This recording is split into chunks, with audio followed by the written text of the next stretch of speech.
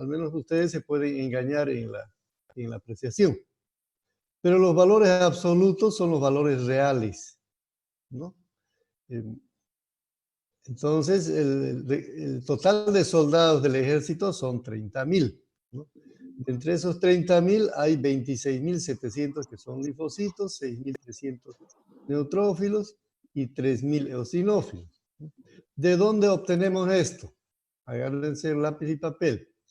30.000 leucocitos es el 100%, ¿no? Ahora, queremos sacar estos valores en valores absolutos. Por ejemplo, este valor de linfocitos. Entonces ponen debajo del porcentaje de 100, ponen 69 linfocitos. 69% será X linfocitos en valores absolutos. Entonces multiplican 69 por 30.000 y dividen entre 100, ¿no? Y eso les va a dar el valor de 2.000 o de 20.700, ¿no? Entonces, eso es importante que ustedes lo hagan porque en algún momento van a tener que hacerlo, convertir, ¿no? Por ahí les doy, no les voy a dar estos valores absolutos y ustedes con estos valores en porcentaje y el recuento total van a sacar esos valores absolutos, ¿no? Ahora, ya les dije, no es lo mismo hablar en porcentaje. Por ejemplo, yo estoy hablando el 10% de 30.000, ¿no? No es lo mismo que yo, y son 3.000, no es lo mismo que yo diga el 10% de 10.000. El 10% de 10.000 son 1.000, ¿no es cierto? Entonces, los valores en porcentaje no es lo mismo, ¿no? Los que prestan dólares, muchos de ustedes deben ser prestamistas. Muchos de los que se prestan dólares saben manejar muy bien eso, ¿no? Que el 10% de 100 dólares no es lo mismo que el 10% de 10.000 dólares, ¿no? Es diferente. Entonces ustedes van a interpretar tal vez mejor en estos valores absolutos, ¿no? Si uno tiene experiencia, es fácil interpretar en estos valores en porcentaje, ¿no? Comparar con el recuento total y uno se da cuenta, ¿no? Pero para ustedes, en comienzo, van a interpretar estos valores.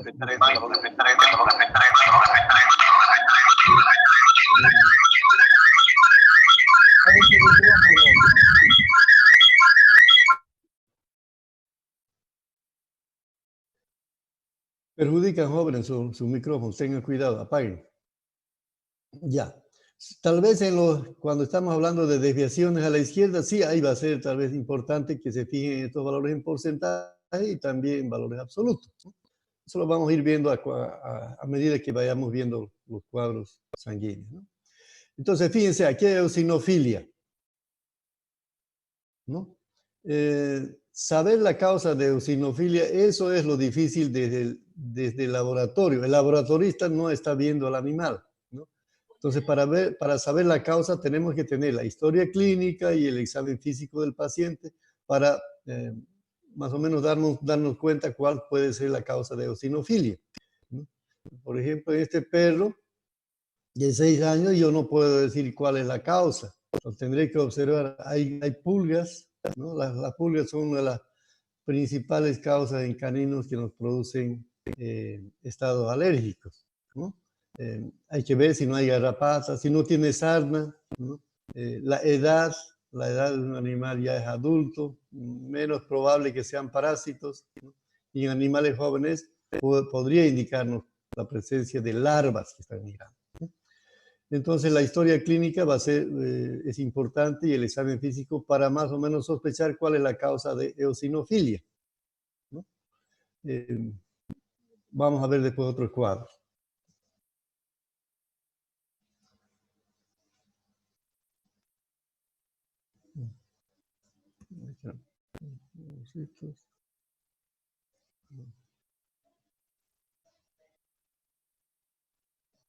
Monocitos, ¿dónde estamos? Eosinopenia. Ahí estamos. Monocitos. Ya, los monocitos tienen varias funciones. y de acuerdo a esas funciones están las alteraciones que vamos a observar en las diferentes enfermedades, ¿no? Los monocitos, si ustedes recuerdan por inmunología, son los presentadores de antígenos, ¿no? Son los que cuando entra un antígeno, inmediatamente mandan la información a los linfocitos para que produzcan los anticuerpos específicos frente a ese antígeno. Los antígenos ya saben, pueden ser bacterias, virus, parásitos, etcétera, ¿no? Esa es una de las funciones importantes. Pero otra función importante es la fagocitosis, por supuesto, ¿no? Cuando están fagocitando ya están mandando la información también a los linfocitos, ¿no? Para la formación de anticuerpos. Entonces, fagocitan. ¿Qué fagocitan? Partículas especialmente grandes que los neutrófilos no pueden fagocitar, ¿no? O microorganismos que tienen en su composición sustancias lípidas. Por ejemplo, el bacilo de la tuberculosis tiene en su composición sustancias lípidas y los monocitos tienen en su citoplasma enzimas digestivas, por ejemplo las lipasas, ¿no? Entonces pueden de alguna manera fagocitar mejor esas partículas o esos microorganismos que tienen en su composición sustancias lípidas, ¿no? Entonces, porque hay microorganismos que son intracelulares y que tienen en su composición sustancias lípidas. Tenemos al bacilo de tuberculosis, a las brucelas, los hongos, ¿no? Entonces, frente a esos microorganismos, que son además partículas grandes, ¿no? Tienen capacidad de fagocitar. Aquí estamos viendo, por ejemplo, los mastigotes de Leishmania, que son también partículas grandes, aunque estos microorganismos, por ejemplo, los amastigotes de Leishmania y Ehrlichia, parasitan muy bien a estas células y comienzan a destruirlos, ¿no? Entonces, de alguna manera, a veces pueden fagocitar los monocitos, pero en otras ocasiones no lo hacen en forma eficiente, ¿no? Entonces, esa es la función. Aquí hay partículas grandes, por ejemplo, este cristal de hematoidina, que es de un hematoma, ¿no? Esa función cumplen de limpieza del organismo, de sacar esas partículas grandes, ¿no? Cuando hay destrucción de eritrocitos,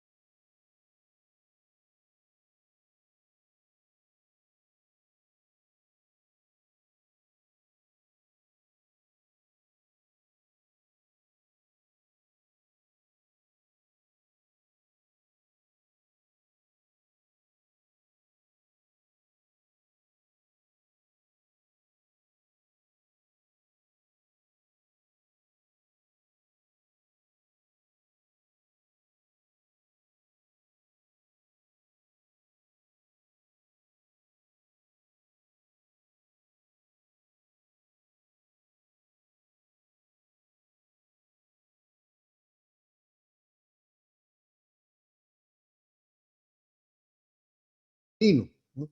Pero a medida que el pH de ese medio, por ejemplo, un absceso, se va haciendo crónico, el pH cambia de alcalino a ácido, y esa acidez no resiste muy bien los neutrófilos y van dejando esa función a los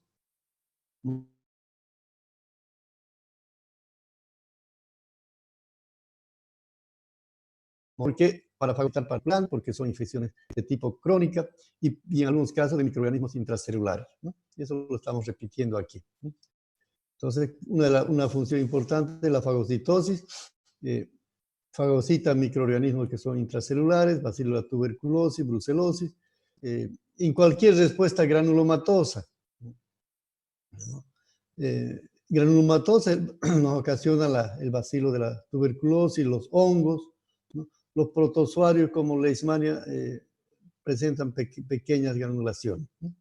Y restos celulares también, ¿no? Restos celulares son, por ejemplo, los leucocitos o los neutrófilos, que en un proceso infeccioso se van destruyendo y quienes tienen que limpiar, fagocitar son los macrófagos, ¿no? Muchas veces hemos visto a los macrófagos fagocitando neutrófilos, ¿no? Si son neutrófilos ya muertos, ¿no? Destruidos. Bueno, ya les dije que participa en el sistema de defensa, en las reacciones inmunes y en la síntesis de los factores de complemento, que ya lo han llevado ustedes en inmunología, ¿no? Ya. Entonces, de acuerdo a esas funciones, vamos a ver los casos de monocitosis. Entonces, recuerden bien la función de los monocitos y que lo comparábamos en algún momento con la artillería, ¿no? Aquí vemos algunos microorganismos que son fagocitados por los monocitos o macrófagos. Aquí vemos una mórula de Ehrlichia, es una de las fotografías que un principio cuando estaba entrando la enfermedad pudimos sacar y es una de las mejores fotos, ¿no? Muy nítida, ¿no? Mórula decimos como la forma del aspecto de mora o de frutilla, donde cada granito en realidad es un microorganismo, ¿no? Tenemos los mastigotes de Leishmania, que muchas veces los vemos en la sangre, pero con más frecuencia vamos a encontrar en los tejidos, ¿no? Como les había mostrado en la anterior fotografía. Los hongos, que son fagocitados por los macrófagos, y podemos encontrarlos en los raspados de piel de esas malformaciones. Eso vamos a ver más en citología, ¿no? Entonces, estas son partículas grandes que no pueden fagocitar los neutrófilos, entonces dejan ese trabajo a los monocitos, ¿no? El laboratorista tiene que tener la habilidad para reconocer estas formas de macrófagos que son totalmente diferentes a las formas de monocitos que están en la sangre. Aquí son monocitos que estaban en la sangre, pero en los tejidos los macrófagos cambian mucho de forma, ¿no? Entonces el laboratorista clínico tiene que estar capacitado para reconocer esas formas diferentes, ¿no? Y también saber reconocer, ¿no? Estos microorganismos, las esporas de hongos, que son histoplasma, microsporum y otros hongos que son sistémicos, o sea que se difunden en la sangre y van a formar neoplasias o nodulaciones en alguna parte del organismo, ¿no? También vemos, por ejemplo, los corpúsculos de inclusión. Alguna vez vemos los corpúsculos de inclusión de moquillo canino en monocitos, ¿no? Que son de un color rojizo, rosado rojizo, ¿no? Son unas manchas, ¿no? Aunque también es más frecuente ver en linfocitos que les mostré anteriormente. Ya les vuelvo a repetir, todas estas alteraciones que estamos viendo, microorganismos que estamos viendo en las células, no se observan en los laboratoristas humanos no saben reconocer, ¿no? Entonces, esos son los problemas que podemos tener cuando mandamos a un laboratorio humano, que en humanos no hay estos problemas y por tanto no están familiarizados con estas alteraciones, los bioquímicos humanos, ¿no?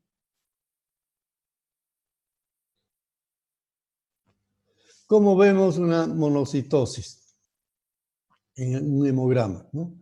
Aquí vemos en valores en porcentaje 14 y aquí vemos 1589. Si comparamos con el valor de referencia, aquí nos va a dar un valor más confiable. Está muy por encima, está con el doble, prácticamente un poco más del doble del valor de referencia, ¿no? Entonces es una monocitosis. Ahora tendremos que analizar el resto del hemograma para saber a qué se puede deber esta monocitosis. A ver, les doy un minuto para que ustedes me digan, de acuerdo a las funciones y a las causas de monocitosis, ¿Cuáles podrían ser las causas? Fíjense, el hemograma viene hasta aquí, hasta observación. Bueno, aquí no hay observación, ¿no? Pero todo esto es el hemograma. Entonces yo quiero que ya un poquito vayan ustedes razonando y pensando y relacionando una cosa con otra para interpretar los hemogramas, ¿no? Entonces, de acuerdo a estas funciones, ¿a qué se debería esta monocitosis? Tienen un minuto.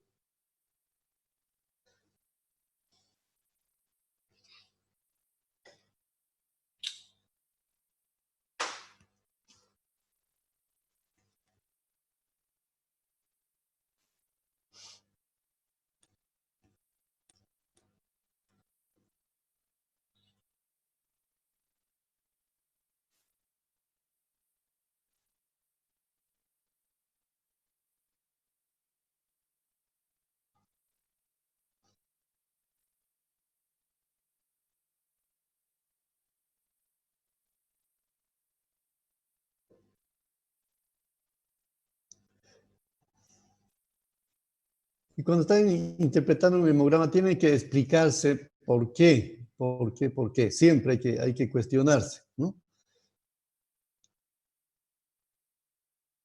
Pero tienen que tener argumentos para decir por qué es esta monocitosis, ¿no? No es decir no más, ¿no?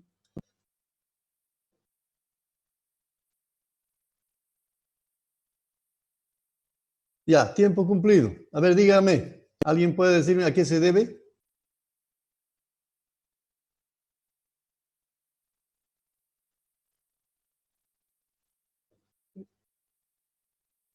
A ver, espero respuestas.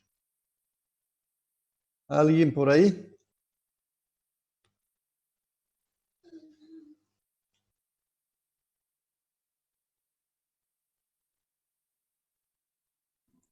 ¿Quiénes están o se han dormido Mira, todos? doctor, A ver, por no la importa. parasitosis que tiene.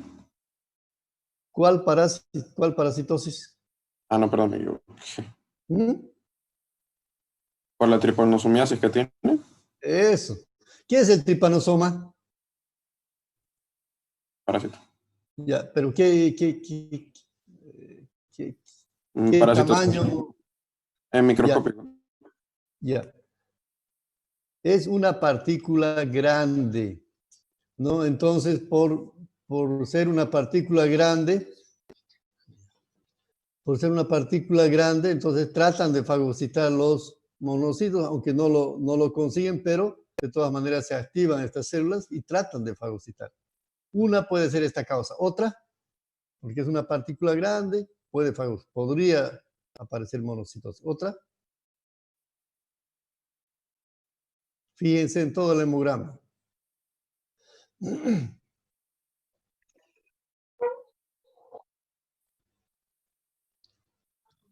La anemia hemolítica, doctor. Eso, ¿qué está pasando en la anemia hemolítica? Eso habíamos explicado en algún momento. En primer lugar, entender qué es hemólisis. Si no entienden los términos, llegamos hasta ahí nomás, ¿no? No vamos a poder interpretar bien. ¿Qué es una anemia hemolítica? ¿Qué está ocurriendo ahí? La destrucción de los glóbulos rojos, doctor. Una destrucción de los eritrocitos. Entonces, ¿qué pasa? Ya se destruyen los eritrocitos y anemia. ya, por supuesto que hay anemia. Pero ¿por qué están apareciendo los monocitos en ese caso? Les había explicado en su momento, creo. ¿Qué es lo que se libera? ¿Qué es lo que queda después que ustedes a un globito le pinchan con una aguja? Está con agua. ¿Qué es lo que queda del globo? A ver, ¿han jugado ustedes para carnaval? Cuando lo pincha un globo que está con agua, sale el agua y ¿qué queda?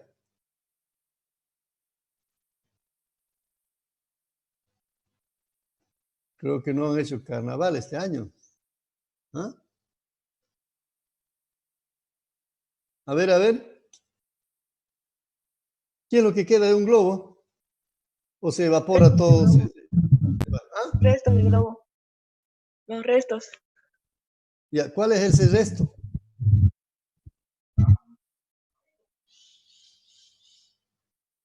¿Qué cosa es el resto?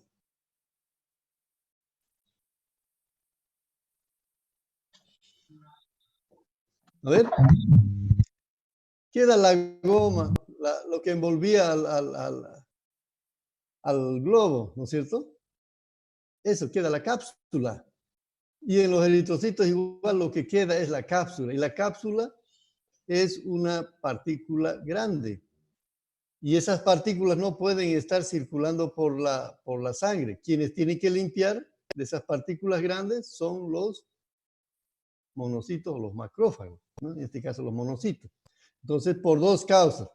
Porque hay hemólisis, hay destrucción de eritrocitos y porque está este parásito que es una partícula grande. Por los dos motivos está apareciendo monocitosis. Entonces, no siempre me va a indicar una infección de tipo crónica, ¿no? Aunque es crónica, pero no es una infección localizada aquí, ¿no? Entonces, por estos dos motivos principalmente debe estar apareciendo monocitosis. Entonces, en muchos casos yo tengo que analizar todo el hemograma para ver a qué se debe esa alteración. Ahora pasamos a los basófilos. Con esto vamos a terminar la parte de leucocitos. Entonces, los basófilos son otros leucocitos que se encuentran en poca proporción en la sangre. Sus valores de 0 a 100, a veces no encontramos. Participan en los procesos inflamatorios, en las reacciones antígeno-anticuerpo, ¿no? Aunque en el proceso de defensa no los percibimos en el hemograma, ¿no?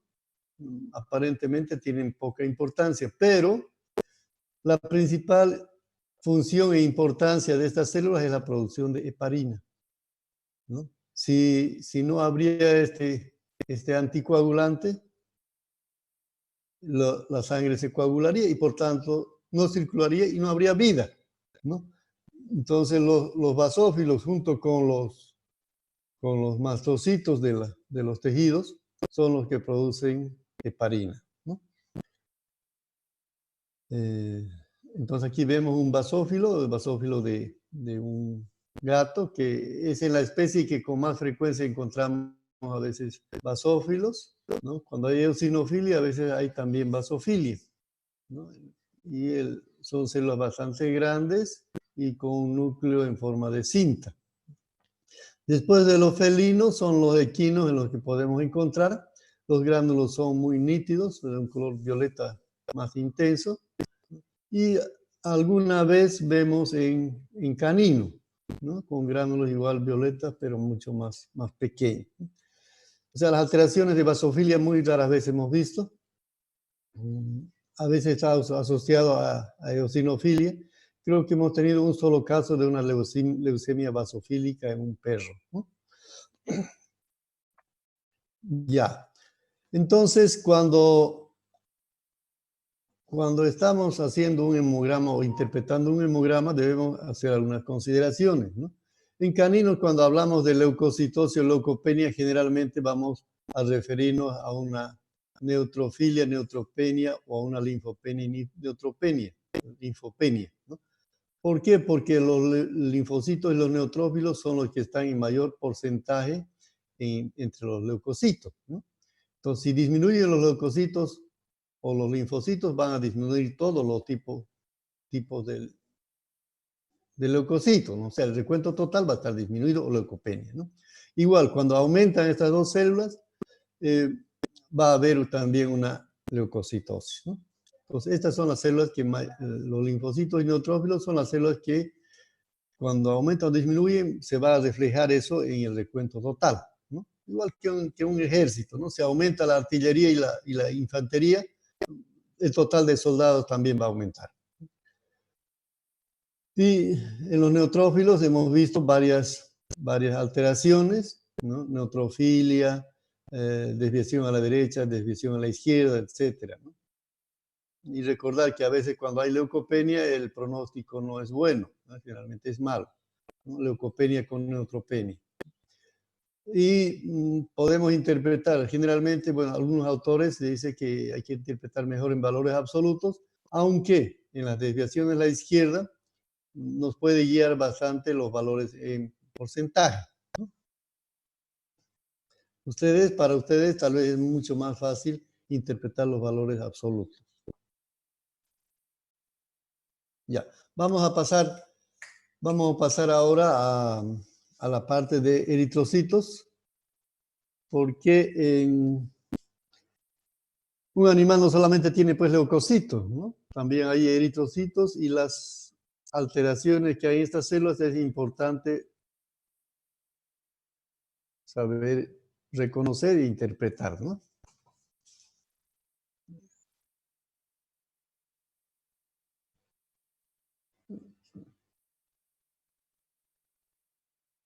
Ya, respiren hondo, que vamos a continuar con esto.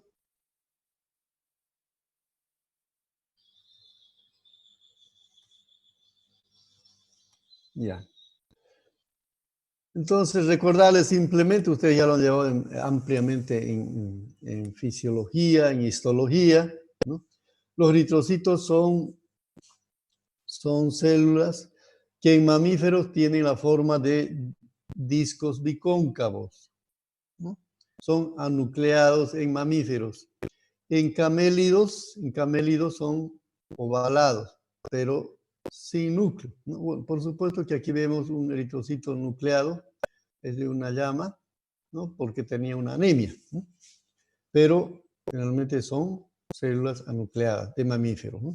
En aves, reptiles y batracios, los glóbulos rojos son ovalados, pero nucleados, ¿no? Posiblemente haya algún parentesco lejano de los camélidos con las aves, ¿no?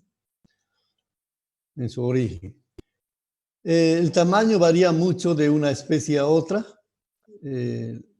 Los eritrocitos más grandes se encuentran en los elefantes, y los eritrocitos más pequeños se encuentran en los ovinos y caprinos. Doctor, no se ve la pantalla. A ver, no se ve la pantalla de ese. A un ratito. Está en negro nomás, doctor. A ver, un ratito voy a ver.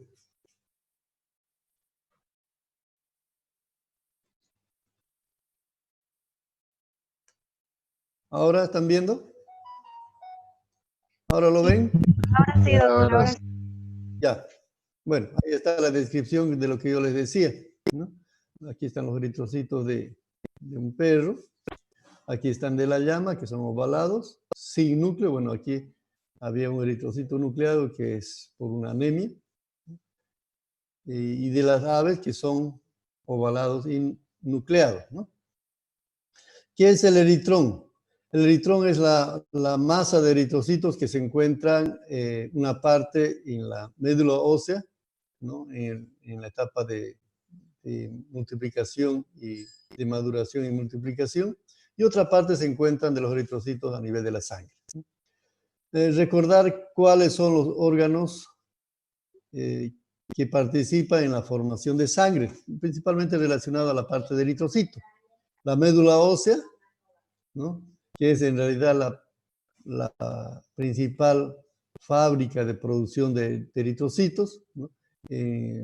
Después, bueno, en la etapa prenatal participa el vaso, bueno, el hígado, en la formación de eritrocitos, pero después del nacimiento pasa esa función a la médula ósea, ¿no? Entonces, al final, la médula ósea es la que produce eritrocitos en la etapa adulta, ¿no? El vaso, que es una reserva de glóbulos rojos, sirve de reserva, ¿no? Cuando hacemos, por ejemplo, ejercicios, necesitamos mayor oxígeno, entonces puede soltar el vaso mayor cantidad de eritrocitos a la sangre, ¿no? Pero también al vaso llegan los eritrocitos que han sido dañados o destruidos o envejecidos, y allá se los destruye. Lo mismo ocurre en el hígado, ¿no? Estos son los órganos del sistema retículo endotelial, ¿no? Entonces, los eritrocitos destruidos por alguna causa, por envejecimiento o porque están dañados, se libera la hemoglobina, ¿sí? Y se liberan todos los componentes que tienen los eritrocitos, que ahí están vitaminas, hierro, cobre, otras sustancias, proteínas, y eso va nuevamente al hígado y del hígado va a la médula ósea para la utilización de esos componentes para la formación de nuevos glóbulos rojos, ¿no? Esa es la secuencia. Y esa es la participación de estos órganos en la hematopoiesis. Y el riñón. El riñón participa en la hematopoiesis con la hormona eritropoyetina. Esta hormona es la que constantemente está estimulando la médula ósea para la producción de eritrocitos. Cuando hay una disminución de oxígeno en los tejidos, rápidamente el riñón está mandando la hormona eritropoyetina a la médula ósea para la formación de glóbulos rojos. Y esa estimulación es constante, ¿no? No sé si ustedes han escuchado a veces las personas que llegan a tener insuficiencias renales crónicas, tienen anemias, ¿no? Y les tienen que estar colocando eritropoyetina, por supuesto que es un tratamiento caro, ¿no? Para reemplazar un poco la deficiencia que hay en el riñón de la producción de esta hormona. Entonces recuerden todo esto cuando tengamos que hablar de la parte de anemia. Entonces estos son los órganos básicos, ¿no? Principales que participan en la hematopoiesis. Secundariamente hay otras hormonas y glándulas que participan en la hematopoiesis, ¿no?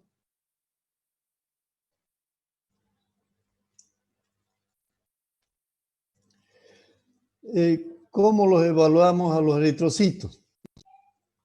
Los evaluamos a través del hematocrito, el recuento de eritrocitos, el BCM, que es el tamaño o el volumen de los eritrocitos, volumen corpuscular medio, por los valores de hemoglobina y por la observación de los eritrocitos en el frotis sanguíneo.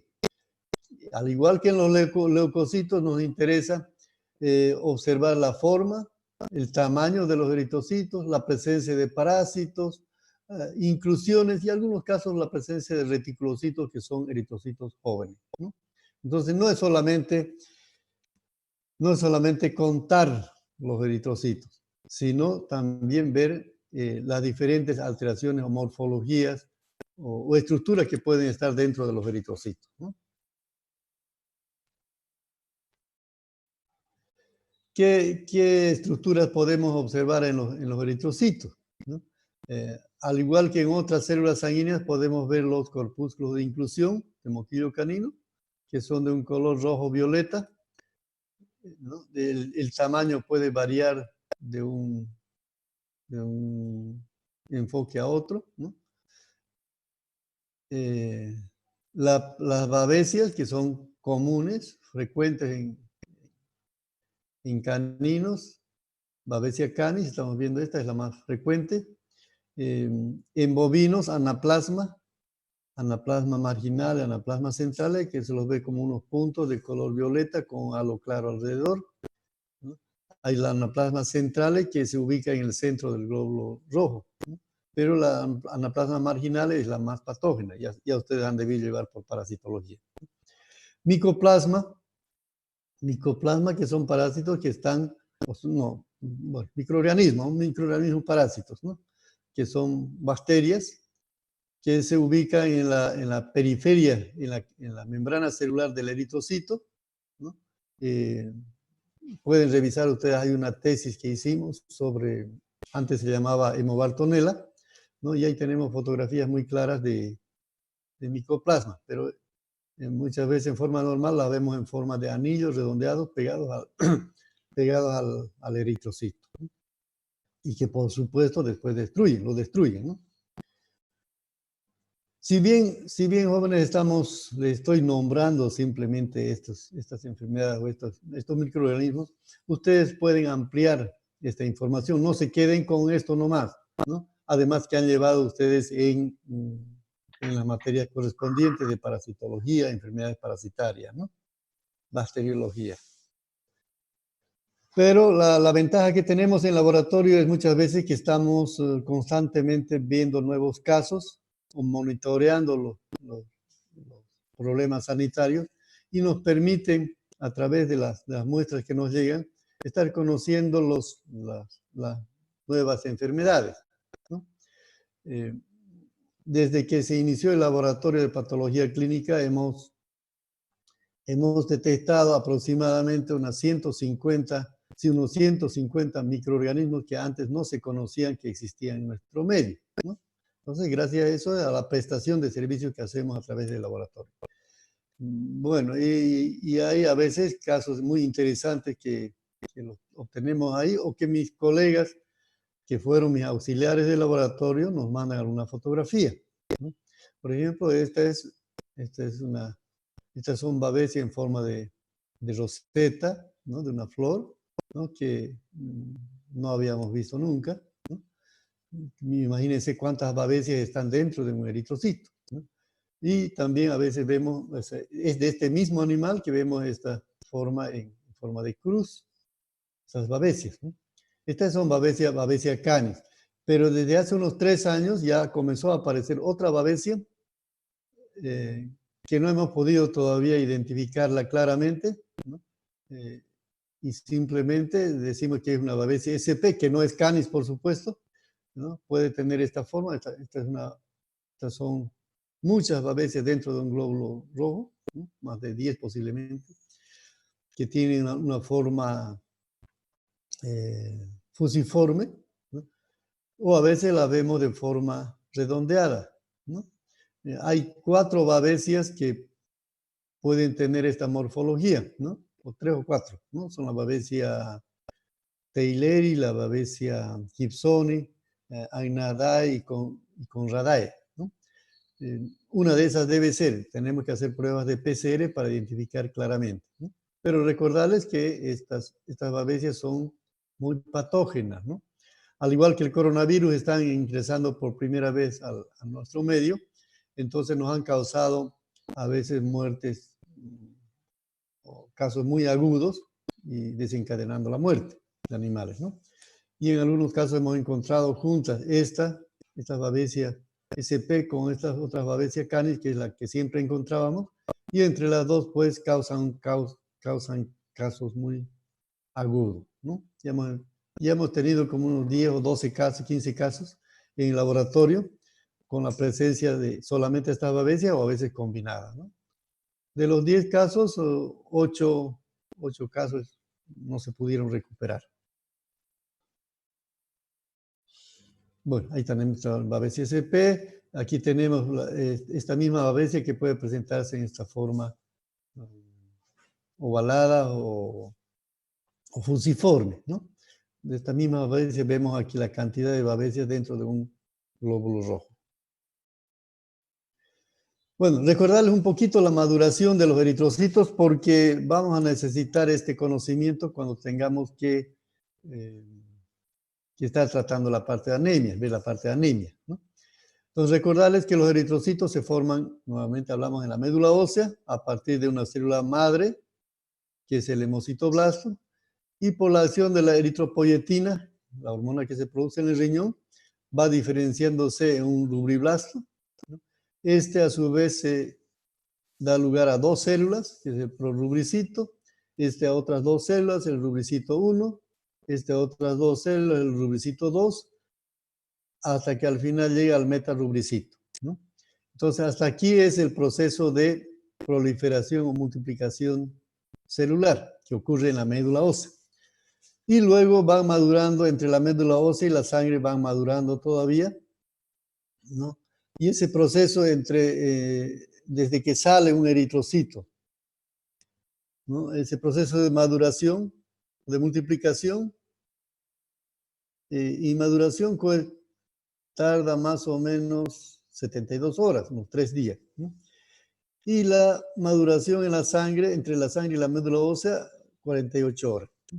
Entonces, para llegar un eritrocito desde la médula ósea hasta la sangre, tardan más o menos 3 y 2, son 5 días. 5 o 6 días más o menos, que es el tiempo que tarda un eritrocito en llegar a la sangre. Entonces, eso es importante entender porque cuando estamos haciendo un tratamiento a un paciente que tiene anemia, la recuperación no va a ser rápida. Eso va a llevar su tiempo y en algunos casos se va a justificar hacer una transfusión de sangre para que el animal no muera antes por la anemia, ¿no? Otra cosa, recuerden, y fíjense esta gráfica bien. En un principio las células más inmaduras son más grandes y luego van perdiendo tamaño, van disminuyendo de tamaño hasta llegar a la sangre, que ese es el tamaño normal, ¿no? Y por otra parte, las células inmaduras eran nucleadas, tenían un núcleo grande, ese núcleo también va disminuyendo en tamaño, ¿no? Hasta llegar a la sangre que ya pierden totalmente el núcleo. Pero ¿qué pasa en casos de necesidad del organismo? A veces pueden aparecernos de aquí directamente, de estas células, rubricitos o metarubricitos nucleados a la sangre, ¿no? Entonces en el hemograma nosotros decimos, se observan eritrocitos nucleados y los contamos cuántos eritrocitos nucleados hay por cada 100 leucocitos para que nos dé una idea de la cantidad de eritrocitos nucleados, ¿no? Entonces eso recuerden, que a veces van a haber eritrocitos nucleados o a veces vamos a observar todavía algunos restos de núcleo, ¿no? Cuando los eritrocitos, ¿qué color es el núcleo? El núcleo es de un color violeta intenso, ¿no? Pero cuando hay restos todavía de núcleo, por ejemplo aquí podríamos ver eritrocitos con un color violeta. Eso quiere decir que hay restos todavía esparcidos de núcleo dentro de los eritrocitos, ¿no? Y todavía son a veces un poco grandes, ¿no? Entonces vayan recordando este cuadrito para cuando veamos la parte de anemia, ¿no?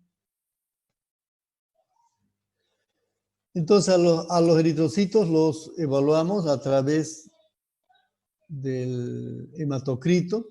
¿Qué es el hematocrito? El hematocrito es la relación entre glóbulos rojos y plasma de una muestra con anticoagulante y que se ha sometido a centrifugación. Se expresa en porcentaje, ¿no? Aunque en el Sistema Internacional de Unidades, que es el que deberíamos aplicar todos los laboratorios del mundo, se debería expresar en litros por litro, pero no ha podido establecerse muy bien esta forma de expresión, ¿no? No es tan entendible y seguimos nomás expresándolos en porcentaje, ¿no? El hematocrito es una de las pruebas que tiene menor margen de error, ¿no? El error puede llegar hasta el 1%, dependiendo por supuesto que el laboratorista debe tener, bueno, eso en la parte práctica lo vemos, el laboratorista debe tener cuidado en el mezclado de la muestra, peor si los pacientes tienen anemia, ¿no? Los glóbulos rojos se sedimentan rápido. Si no mezclamos, podemos estar absorbiendo solamente plasma. Entonces nos va a dar resultados errados, ¿no? O a veces en la lectura también, que si no tiene mucha destreza el laboratorista, puede darnos algún error, ¿no? Entonces el hematocrito nos sirve para determinar en general, ¿no? Si un paciente tiene anemia o tiene policitemia o deshidratación, ¿no? O por último, si está dentro de los valores de referencia, ¿no? Pero hay que considerar algunos aspectos que nos pueden hacer variar los valores de hematocrito. Algunas situaciones fisiológicas, por ejemplo, el nerviosismo. Esto es importante para el clínico, ¿no? Escuchen bien esto, para los clínicos. La mayoría de ustedes van a ser, por supuesto, clínicos, muy pocos laboratoristas, ¿no? Cuando un perro está nervioso, también hemos citado en la parte de leucocitos, puede haber una leve leucocitosis, pero lo que más se altera son los glóbulos rojos. Entonces, cuando un perro está nervioso, por ejemplo, ustedes lo agarran para tratar de colocarle una inyección o sacarle sangre. El perro está muy nervioso, no se deja sacar la muestra, ¿no? Y al final le sacan, puede salir un hematocrito elevado, ¿no? ¿Por qué? Porque hay la liberación de epinefrina, ¿no? Y con esto el vaso hay una contracción del vaso, ¿no? y el vaso manda las reservas de glóbulos rojos a la circulación. ¿Por qué? Por una reacción natural del organismo, ¿no? El perro quiere librarse de esa situación, ¿no? Entonces se salen las reservas de glóbulos rojos, ¿no? Bueno, si en las personas muchas veces se las ve de un color pálido. ¿Por qué? Porque la sangre que está cerca de la piel está yendo a los órganos vitales como el corazón y los músculos, ¿no? Y pasa, por supuesto, por la sangre. Entonces la sangre en ese momento se hace más densa, ¿no? Aumenta el hematocrito. Si ese estado de excitación, a veces, y eso hay que tener cuidado, si ese estado de excitación es demasiado largo, muchas veces dicen el perro se murió de malo, ¿no? No es eso, sino que al estar el hematocrito muy elevado, la sangre muy densa, no puede circular, no puede llegar oxígeno al cerebro y el paciente muere por un paro respiratorio, ¿no? Yo tuve la oportunidad de ver a un toro morir por esa situación, ¿no? Por un manejo por mucho tiempo excitado el animal, ¿no? Y cuando le teníamos que hacer algunos trabajos en el animal, murió, ¿no? Entonces hay que tener cuidado eso en animales mayores, también en animales menores, ¿no? Y el clínico es el que tiene que interpretar, a ver, ¿por qué me está saliendo el hematocrito alto? Puede ser porque ese perro estaba nervioso, ¿no? En una ocasión un colega me manda una muestra de Montero, de un perro, y el hematocrito era 63%. Bueno, entonces me llama por teléfono para ver sus resultados y le digo, ¿no está muerto ese perro? No, me dice, está bien. Entonces, ¿cómo sacó la muestra de sangre? Es que, doctor, era un Rottweiler que tuve que atarlo a un árbol, ¿no? Casi lo ahorco. Entonces, pues estaba muy nervioso, le digo. Entonces, sáqueme una muestra tratando de que el perro esté tranquilo y me manda de nuevo porque yo pensé que ese perro ya había muerto. Le sacó de nuevo la muestra y el hematocrito era 38, ¿no? Estaba normal. Entonces hay que tener mucho cuidado y el clínico es el que tendrá que interpretar en relación al manejo que le ha hecho la historia clínica, ¿no? En la gestación puede estar un poco disminuido el hematocrito, hay una ligera anemia. La altitud sobre el nivel del mar, sí, eso afecta. Tenemos los valores de referencia, por ejemplo, para Santa Cruz, ¿no? Que pueden ser diferentes a los que hayan en La Paz. En La Paz, Oruro, Potosí, ¿no? Donde hay el valor normal, posiblemente, no hemos hecho estudios, pero posiblemente sea 45, perdón. Sea 45, ¿no? Pero aquí 45, 46 ya es un valor un poquito elevado, ¿no? Ya conceptuamos como una policitemia. Y en altitudes intermedias también los valores serán intermedios del hematocrito, ¿no? Los contadores electrónicos para humanos, que a veces mandan los veterinarios a laboratorios humanos, pueden darnos resultados a veces aumentados o disminuidos de acuerdo a la especie animal, ¿no? Entonces nos van a dar valores errados.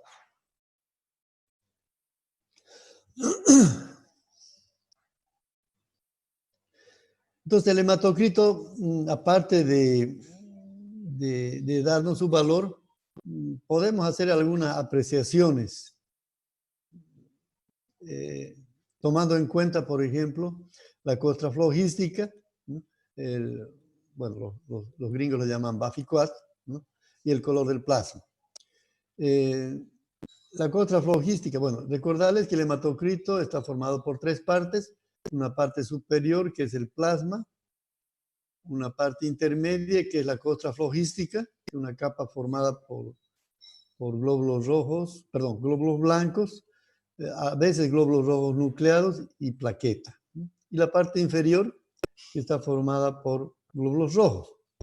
Entonces son estas partes: el plasma, la costra flogística y los glóbulos rojos. Entonces, a veces la costra flogística puede estar muy aumentada, generalmente 1% es la costra flogística.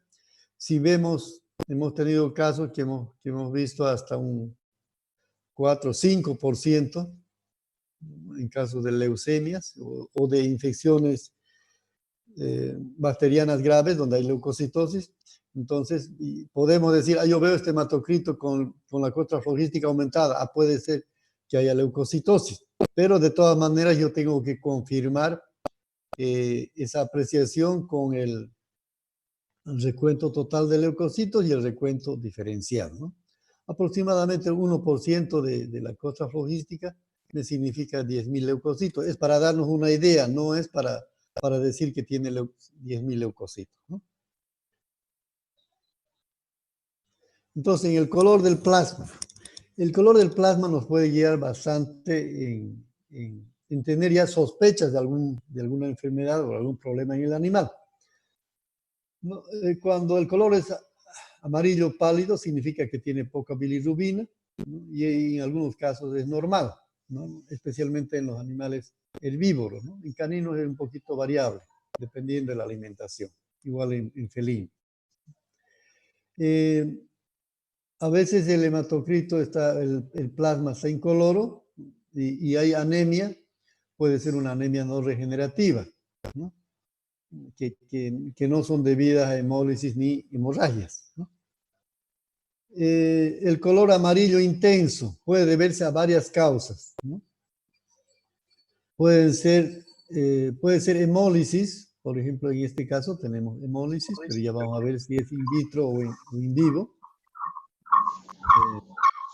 A ver, apagamos los micrófonos. También a trastornos hepáticos, a una hepatitis o a obstrucción de conductos biliares, que por ejemplo este sería el caso, ¿no? Donde no hay hemólisis, porque si hay hemólisis el hematocrito debería estar disminuido. Aquí no está disminuido, está más bien casi aumentado, tal vez en un 50%, ¿no? Entonces este color amarillo del plasma no se debe a hemólisis, debe ser un trastorno hepático. Entonces ya me está dando pautas aquí. Un trastorno hepático que puede ser obstrucción de conductos biliares, una hepatitis. Entonces ya se sugiere o el clínico tendrá que hacer ya pruebas o solicitar pruebas para determinar la función hepática, ¿no? Qué sé yo, ALT, AST, fosfatasa alcalina, ¿no? Pedir esas pruebas para tener la seguridad de que sí es realmente un problema hepático. En otros casos, por ejemplo, el plasma puede ser amarillo intenso. Bueno, no tengo aquí un color amarillo intenso, ¿no? Pero el hematocrito disminuido, si este color rojo fuera amarillo, ¿no? Y está disminuido, puede ser hemólisis, puede tratarse de hemólisis. Entonces ya hay que ver cuáles son las causas de hemólisis, relacionar con el hemograma también, ¿no? Con el resto del hemograma. Entonces,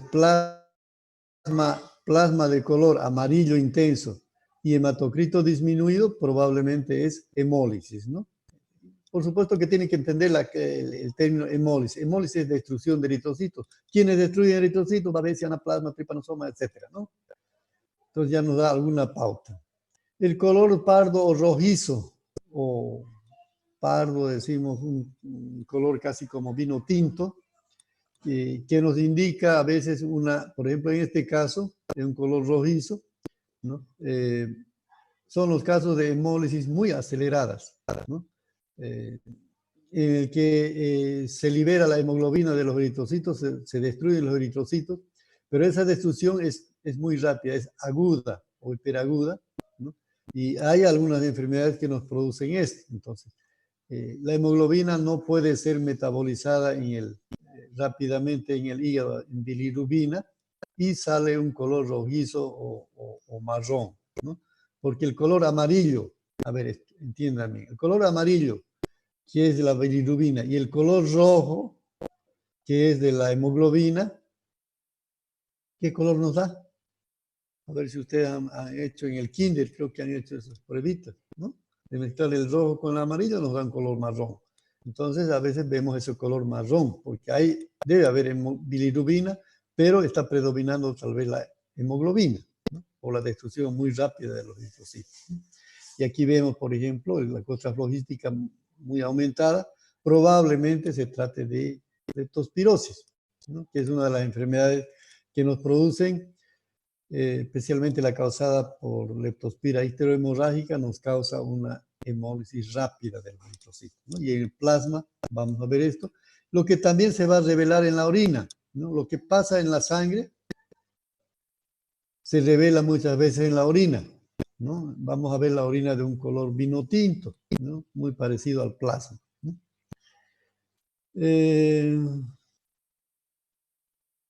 Después un color lechoso o turbio, como vemos en este primer hematocrito, puede verse a la presencia de lípidos, ya sea colesterol o triglicéridos, ¿no?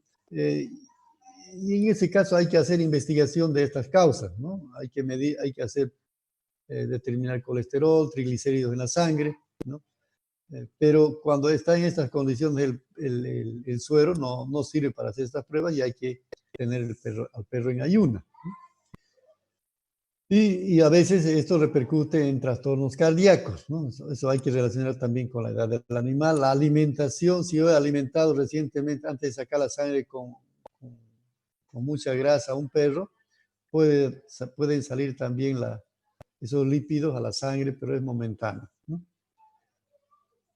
En otros casos, este color del plasma no es tan amarillo intenso, no es un amarillo tenue, ¿no? Vemos aquí, por ejemplo, un amarillo leve, ¿no?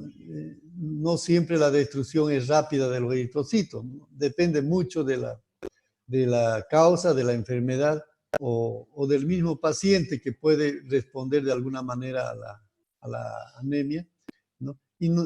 Si bien hay anemia, pero el plasma no está tan amarillo intenso, ¿no? Entonces puede ser también hemólisis en este caso. Este caso, muy parecido a el plasma de un color medio rojizo, ¿no? ¿Qué me indica aquí? Que debe haber hemoglobina en el plasma, pero si ustedes ven el hematocrito está muy aumentado, está más de 50, posiblemente 55, 60. Esta hemólisis del eritrocito es in vitro, o sea que ustedes al sacar la muestra de sangre les ha costado están estirando varias veces el émbolo de la jeringa y en ese afán se destruyen los eritrocitos, o cuando ustedes están pasando esa muestra de sangre que está muy densa a través de la aguja, también se destruyen los glóbulos rojos, ¿no? Entonces, esto no es una hemólisis que ha ocurrido dentro del organismo, es hemólisis ocasionada por la manipulación en la obtención de la muestra, ¿no? Entonces, al contrario, debe haber tal vez una deshidratación en el animal. Ya. Entonces, el hematocrito nos da algunas pautas, pero hay que confirmar siempre con el recuento diferencial de leucocitos y el resto del hemograma. Entonces, ¿qué otra información adicional me da el hematocrito? En los laboratorios humanos no hacen la determinación de proteínas totales, pero nosotros hemos visto que, perdón, que la determinación de proteínas totales es de cierta ayuda para interpretar en primer lugar el hematocrito y para sospechar de algunas anormalidades o insuficiencias que puedan haber principalmente a nivel de hígado y riñón, ¿no? O de alimentación, ¿no? Entonces medimos las proteínas totales.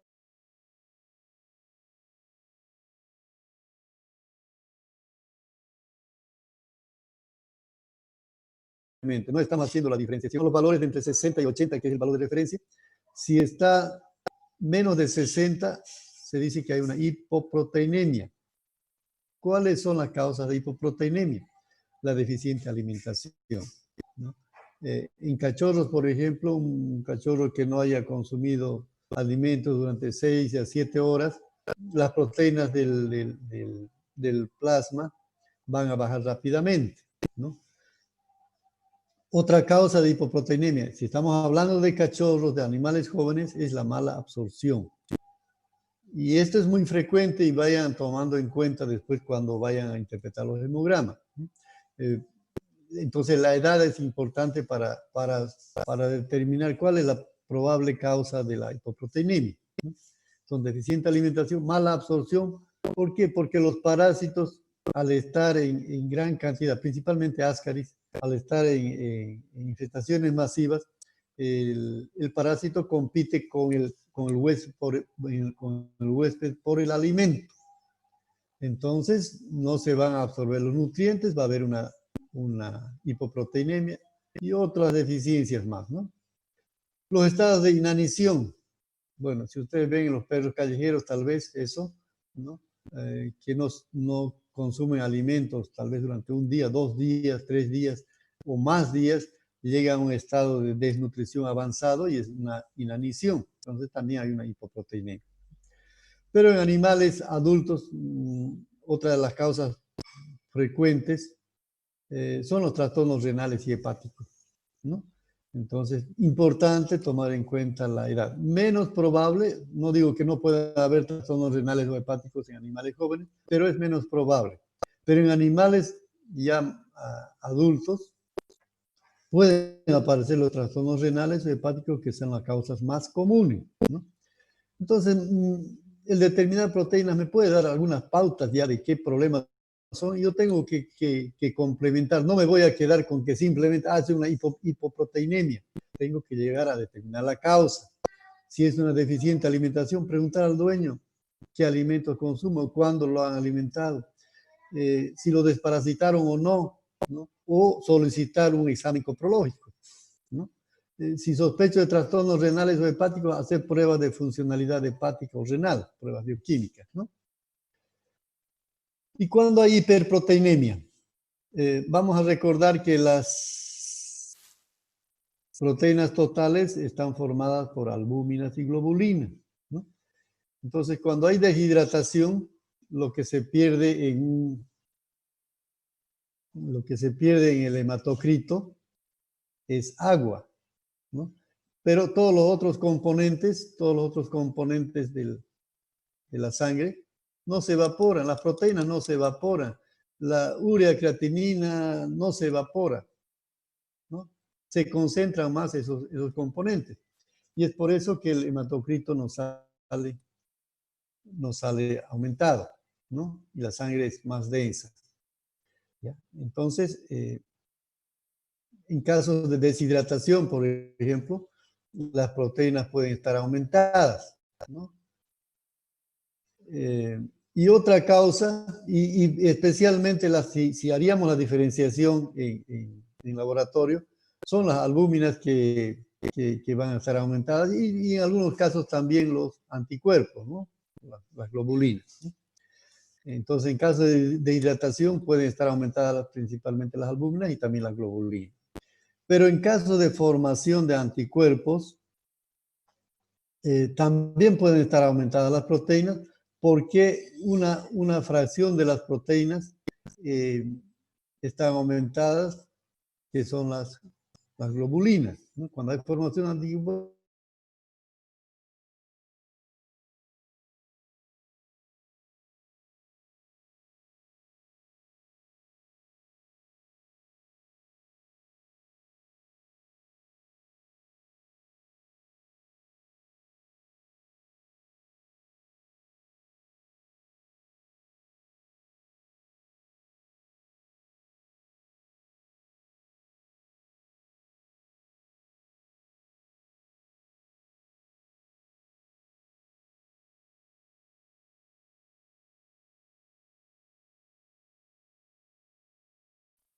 ese aumento de proteínas no es por deshidratación, es por formación de anticuerpos, ¿no?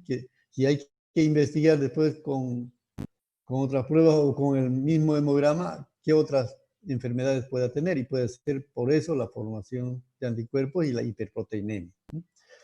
El caso a veces se complica cuando hay anemia y hay policitemia. Ya vamos a ver eso después.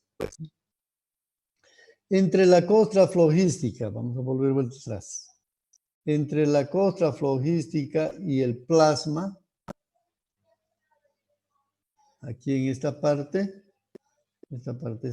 por encima de la costra flogística, para nosotros es importante observar ahora, por ejemplo, en bovinos, la presencia de tripanosomas, ¿no? Y esa es la ventaja que tenemos en laboratorios de estar, ya les dije, monitoreando muchas veces los problemas que hay en el medio, ¿no? Hemos visto que los problemas de tripanosoma en bovinos, antes pensábamos que estaban solamente en la zona de la Chiquitanía o pasando el Río Grande, ¿no?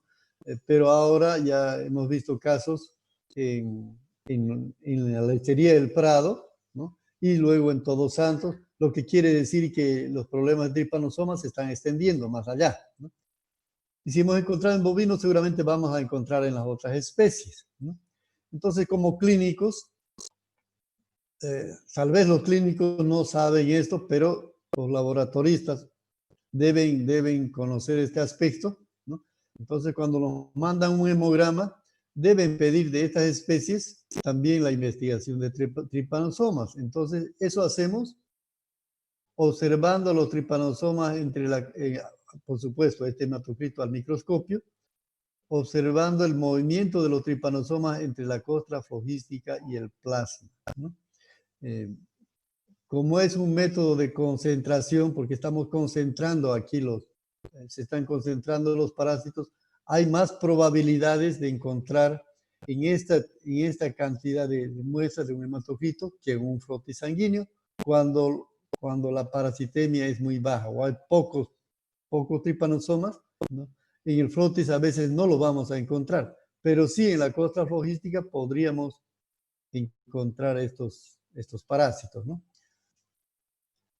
Ahora, también bueno, microfilarias pensábamos que había desaparecido del medio, pero ya hemos tenido unos 2 casos de microfilarias en perros. Entonces, también va a ser importante de aquí en adelante, tal vez, aparte de hacer el hemograma, solicitar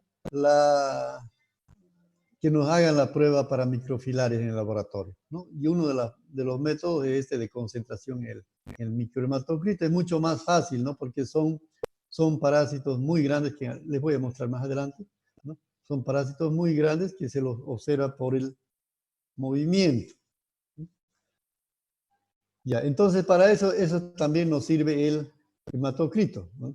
Lo que yo les estoy contando de estas situaciones de microorganismos que aparecen en el medio, tómenlo en cuenta. Tómenlo en cuenta porque ustedes cuando sean clínicos van a tener que enfrentarse a estos problemas, ¿no? Entonces tienen que saber qué problemas hay en el medio, ¿no?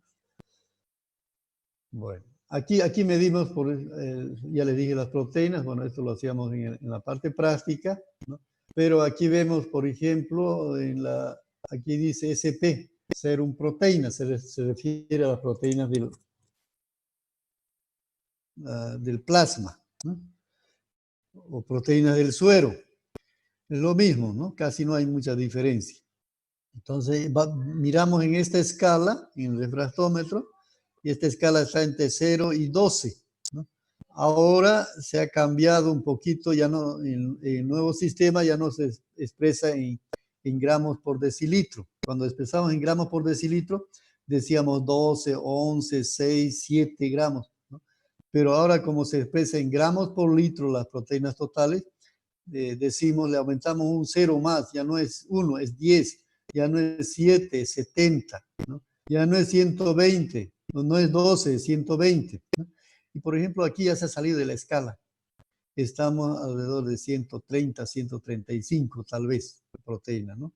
Entonces aquí es una hiperproteinemia. Entonces ya tenemos que diferenciar a qué se debe, a una deshidratación o formación de anticuerpos, ¿no? Que es importante. Inclusive, cuando hay anemia, va a ser importante si tengo un perro con 20% de hematocrito, ¿no? Y está deshidratado el perro, ¿no? Hay una hiperproteinemia, entonces el valor de ese hematocrito no es tan real, ¿no? Debe estar mucho más bajo, pero la deshidratación me está aparentando estar en ese valor, ¿no? Eso vamos a ver más adelante de todas maneras, ¿no? Bueno, aquí vemos, por ejemplo, un hematocrito disminuido en 7%, ¿no? Y cuando disminuyen los valores de hematocrito, también lo hacen generalmente los valores de eritrocitos y de hemoglobina, ¿no? Y fíjense otra cosa aquí, las proteínas, ¿no? Esto ya es una hipoproteinemia acentuada, ¿no? Y yo ya tengo que también pensar cuáles pueden ser las causas de hipoproteinemia acentuada, ¿no? Y viendo las otras partes del hemograma, veo aquí ¿qué será esto? Una panleucopenia acentuada o marcada y una trombocitopenia marcada o acentuada, ¿no? ¿Qué alteración, qué enfermedad me da esta alteración? Erliciosis y anaplasmosis. Entonces, tienen que leerse también estas enfermedades, ¿no? En un principio, erliciosis me puede producir una fuerte estimulación antigénica, ¿no? Donde van a subir las proteínas probablemente, ¿no? Pero ya en etapas avanzadas ya se produce un daño renal y por el daño renal las proteínas están saliendo a la orina y entonces en la sangre van a estar en menor proporción, menor cantidad, ¿no? Entonces por eso es que probablemente es ya un daño, una insuficiencia renal crónica, ¿no? Y es por eso que están disminuyendo las proteínas, ¿no? Por supuesto que aquí hay anemia también, esta enfermedad me produce hemorragias, ¿no? Ya vamos a ver después otros cuadros en relación a las anemias, ¿no? Pero aquí estamos viendo el valor del hematocrito muy disminuido, el valor de las proteínas también. Esto ya es una hipoproteinemia acentuada. Si fuera 58, 57 por ahí, es una hipoproteinemia leve, pero aquí ya llamamos acentuada, ¿no? Entonces, cuando estamos detectando las alteraciones, debemos tratar de identificarlas lo más claro posible, ¿no? Una hipoproteinemia no, acentuada, esta ya es acentuada, ¿no? Ya. Bueno, los parásitos que observamos, estas fotografías no son de internet, por si un caso, son fotografías de nuestro medio, ¿no? Hemos detectado tripanosomas en caninos, hemos detectado tripanosomas en equinos, ¿no? Que no podemos identificar exactamente qué tripanosomas son, simplemente decimos tripanosoma SP, ¿no? Por ejemplo, fíjense, estos tripanosomas no tienen aquí este tripanosoma tiene un pequeño puntito aquí cerca a este extremo, ¿no? Aquí también, ¿no? Algunos no lo tienen. Ustedes ya saben la morfología, las características de los tripanosomas que lo han llevado en parasitología, ¿no? Pero son microorganismos grandes, ¿no? Que de forma lanceolada o fusiforme con un núcleo central grande, ¿no? En algunos se ve el corpúsculo parabasal, que es muy pequeño, pero vamos a ver que en el Trypanosoma cruzi ese corpúsculo es bastante grande, ¿no? Entonces a esto lo llamamos Trypanosoma SP y podemos hacer el tratamiento de nuestro Trypanosoma, ¿no? Entonces desde el punto de vista clínico que el laboratorista le diga Trypanosoma SP, se puede hacer tratamiento, ¿no? Y estos tripanosomas van a observar en todas las especies animales, en perros, en gatos no hemos podido observar, en equinos, en ovejas, en cabras, en cerdos, ¿no? Se pueden observar cualquiera de los tripanosomas. Y este es el Trypanosoma cruzi, ¿no? Un poquito más pequeño, pero lo que destaca aquí es este corpúsculo parabasal, ¿no? Este puntito en el extremo, que es en realidad el único tripanosoma que se lo puede identificar y que podemos decir es Trypanosoma cruzi. ¿Por qué es importante esto? ¿Qué transmite el Trypanosoma cruzi? ¿Qué enfermedad nos produce? Si recuerdan, han llevado en parasitología, enfermedades parasitarias. La Chaga, doctor. Chagas, ¿no? El Chagas. Entonces es una enfermedad zoonótica. Y en las enfermedades zoonóticas no se realiza tratamiento, ¿no? Entonces, desde el punto de vista clínico va a ser importante que le diga el laboratorio, ¿es Trypanosoma sp? Sí, hagan tratamiento. Pero si es Trypanosoma cruzi, no se hace tratamiento. ¿Por qué? Por el peligro de crear gérmenes o microorganismos resistentes a esos productos y que después esos productos no se puedan utilizar en el humano. Eso ocurre con cualquier enfermedad zoonótica, ¿no? Entonces, cuando llega un perro con Trypanosoma cruzi, nosotros le aconsejamos no hacer tratamiento y que se haga la eutanasia, ¿no?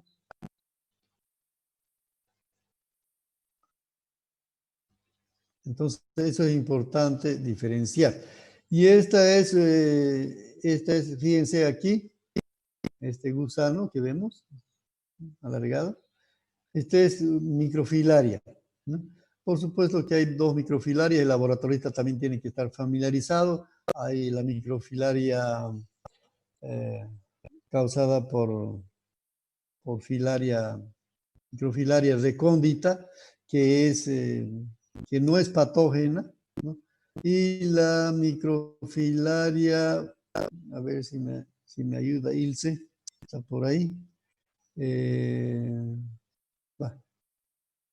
Filaria. Y la otra patógena. No, la patógena tiene la particularidad de moverse muy rápido en la sangre fresca y se sale rápidamente del campo, ¿no? Esta microfilaria nos costó sacar fotografías, ¿no? Porque se salía muy rápido del campo, ¿no? En cambio, la otra gira sobre sí misma, es fácil observarla, pero esta se salía muy rápido del campo, lo que nos indica que es la filaria patógena, ¿no? Ya me voy a acordar el nombre después. Ya, entonces continuamos con el hematocrito. Entonces, estos dos microorganismos podemos encontrarlos en la costra flojística, ¿no? Tanto tripanosomas como microfilarias por encima de la costra flojística. Y si vemos ya esos microorganismos, podemos hacer los frótices y tratar de observar mejor la morfología. Ya vamos a llegar al final. El hematocrito, ¿qué alteraciones podemos ver? Hemos visto una apreciación aproximada que se puede hacer de la costra flojística, del color del plasma, pero en cuanto al valor del hematocrito, es importante recordar que cuando el hematocrito está disminuido, vamos a llamar anemia, ¿no? Que puede ser por hemorragias o por hemólisis, o pueden ser otro tipo de anemias que son no regenerativas, ¿no? Entonces vamos a dejar un poquito esto de las anemias y vamos a ver la parte de policitemia. Poli es muchos, ¿no? Entonces vamos a encontrar en las policitemias, por supuesto, un hematocrito aumentado, ¿no? Hay las policitemias verdaderas patológicas y la policitemia relativa, que son las más frecuentes. Esta relativa se debe a deshidratación, ¿no? Estas verdaderas patológicas generalmente a trastornos renales o hepáticos, ¿no? Son las dos causas principales. En algunos casos hemos visto leucemias eritrocíticas, ¿no? Encontramos muchos glóbulos rojos nucleados inmaduros, ¿no? Pero el valor del hematocrito en algunos casos estaba aumentado, ¿no? Entonces, eso es un cáncer, y el cáncer en la sangre se llama leucemia. Es una leucemia eritrocítica o leucemia mielocítica eritrocítica, se llama, ¿no? O mieloblástica. Los tumores renales, a veces hay tumores que pueden ocasionar que las células que producen la hormona eritropoyetina produzcan más esta hormona y estimulen sin una necesidad a la médula ósea para la producción de mayor cantidad de glóbulos rojos. Lo que ocurre en las glándulas, principalmente en la hipófisis, puede repercutir en las otras glándulas y producirnos un aumento de los eritrocitos, ¿no? No se olviden que la hipófisis es la glándula directora de orquesta, que es la que regula el funcionamiento de las otras glándulas, ¿no? Los esteroides anabólicos nos producen también un aumento de los eritrocitos y del hematocrito, ¿no? Por eso es que los los que hacen ejercicios, ¿no? Los muchachos que están haciendo ejercicios a veces toman esteroides anabólicos y con eso aumentan su capacidad de oxigenación de los tejidos, pero desarrollan también masa muscular, pero a veces eso les va a traer consecuencias graves, tanto renales como cardíacas, a mediano plazo, no estamos diciendo a largo plazo, a mediano plazo, ¿no? El contacto prolongado con EDTA también ocasiona que los glóbulos rojos se hinchen un poco, ¿no? Y eso nos puede dar un hematocrito aumentado, ¿no? Si ustedes han conservado la muestra en heladera toda la noche y al día siguiente lo llevan al laboratorio, puede ser que el hematocrito varíe. Ahora se nos presenta el problema cuando tenemos anemia y policitemia juntas, ¿no? Entonces, en esos casos, a veces el hematocrito puede estar normal.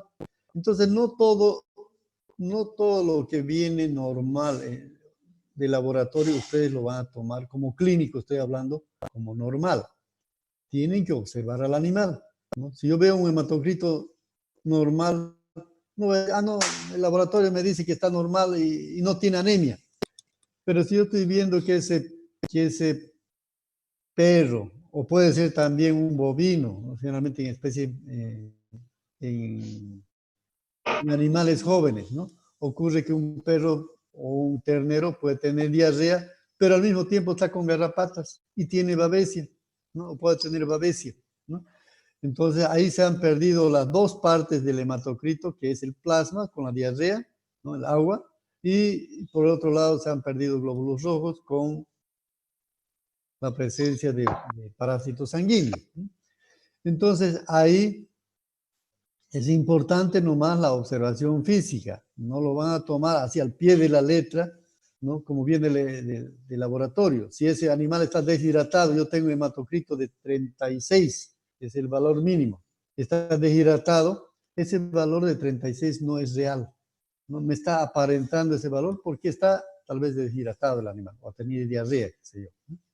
Entonces la historia clínica, el examen físico minucioso del paciente va a ser importante para evaluar bien el hematocrito, ¿no? Los que están por ahí trabajando, y tengo algunas casi colegas que están trabajando en clínicas.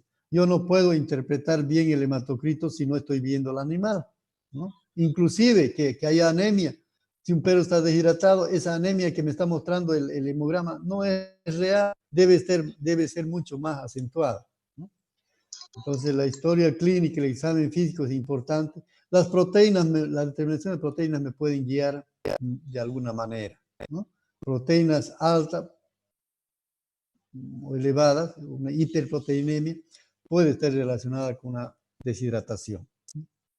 Entonces, el hematocrito hay que relacionar con la historia clínica, los signos clínicos y las proteínas totales del plasma.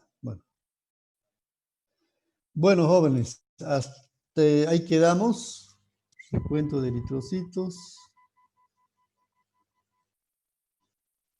Toca, esto es el A, este es el C.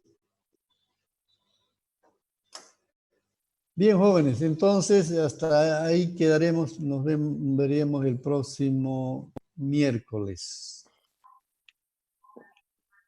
De todas maneras, si tienen alguna pregunta, háganla, aunque después van a surgir cuando estemos interpretando ya los hemogramas reales, ¿no? Y vuelvan a repasar. Tiene la ventaja de ustedes, al menos los que comenzaron antes de este mes de julio, tiene la ventaja de que ya hemos repetido esta parte, entonces pienso que están entendiendo mejor, ¿no? Pero los nuevos, los que no entraron a esas posiciones, tal vez que van a tener dudas, ¿no? Ya, ¿hay alguna pregunta?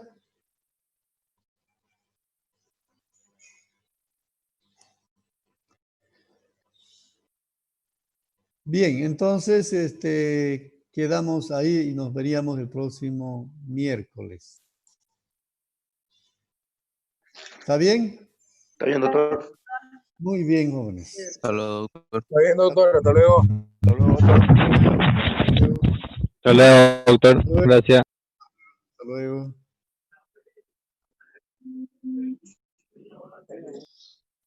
$25.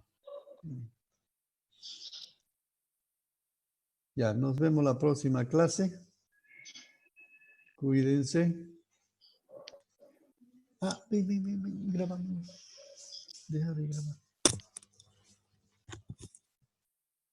No va a pasar, manito, esto. Sí, ¿Ya terminó? Ya. Ok. Ya. ¿Por qué no me habló? Y después, ¿dónde estábamos? Haciéndole el desayuno a Tiago. Ah,